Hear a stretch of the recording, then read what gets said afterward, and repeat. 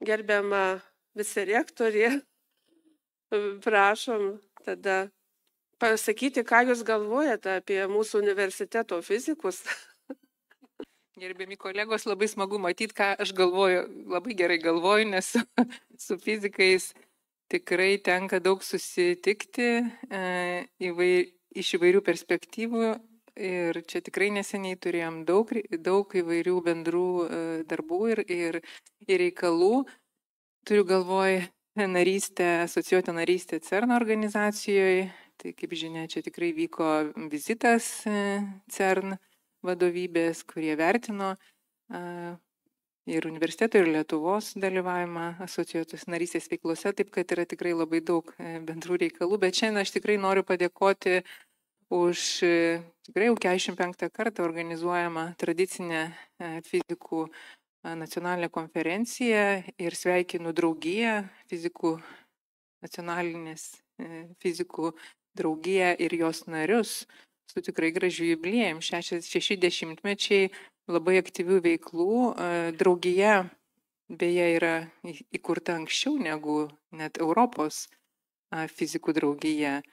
Tai jinai gyvuoja jau tikrai seniau ir jos veiklos akivaizdžiai pastebimos ir Vilniaus universiteto kontekste ir nacionaliniam ir tarptautiniam kontekste.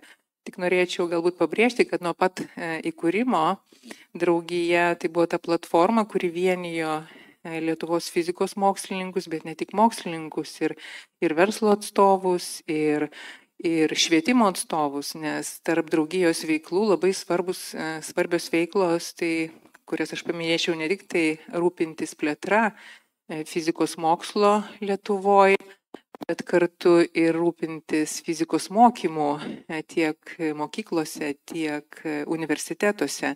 Tai buvo tikrai mano galva labai svarbus uždavinys, kurį draugija labai aktyviai stengiasi vykdė ir vykdo. Taip pat fizikos mokslo ir tiksliųjų mokslų kitų populiarinimas, taip pat tarp draugijos irgi uždavinių. Ir aišku, fizikų bendruomenės stiprinimas, kuri yra, galiu tikrai drąsiai sakyti, ši mokslo bendruomenė yra mokslo lyderė Lietuvoje. Tai irgi yra draugijos nuopelnas. Galbūt tik tai paminėsiu keletą pastarųjų metų įvykių, kurie labai gerai atspindi fizikų bendruomenės veiklas ir kartu draugijos veiklas.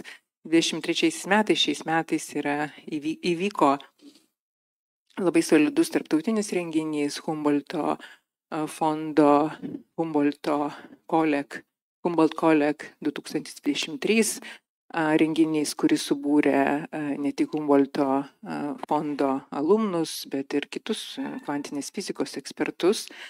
Tai tikrai labai matomas buvo tas renginys kontekste visų mokslo renginių.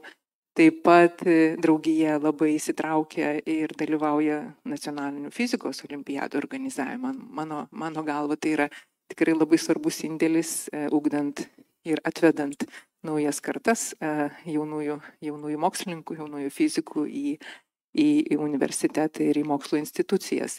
Ir aišku, vainikavo turbūt šitas darbas su mokyklomis veiklas pasaulinė fizikos olimpiada, mokinių olimpiada, kuri vyko 2021 metais ir kurioje tikrai dalyvavo ir draugija, ir draugijos nariai, kiek įmanoma tą olimpiadą padarant kokybiškesnę, rengiant užduotis mokiniams, ir tikrai mūsų fizikai čia buvo labai labai matomi.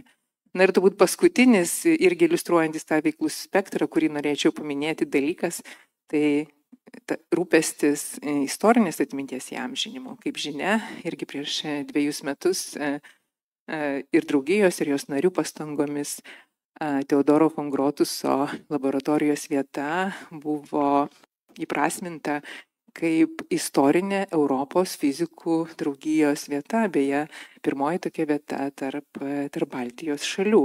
Taigi labai platus spektras, labai prasmingos veiklos, ir baigdama aš tik noriu palinkėti, kad ateinantis dešimtmečiai, kiek jų jau 6 dešimtmečiai gyvuoja draugija, Fizika beje gyvuoja kur kas anksčiau Lietuvoje. Aš turbūt drįsčiau sakyti, kad nuo Vilniaus universiteto įkūrimo fizika ir fizikos mokslas ir dėstymas vienaip ar kitaip gyvuoja.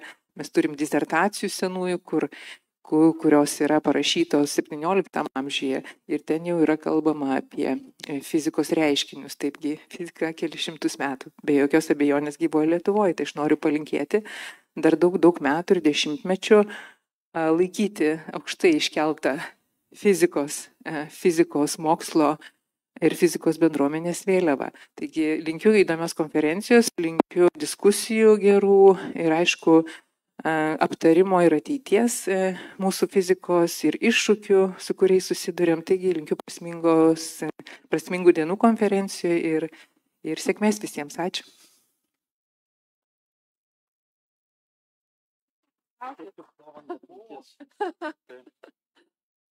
Labai, kad pasveikinat mus, atminties puodelis.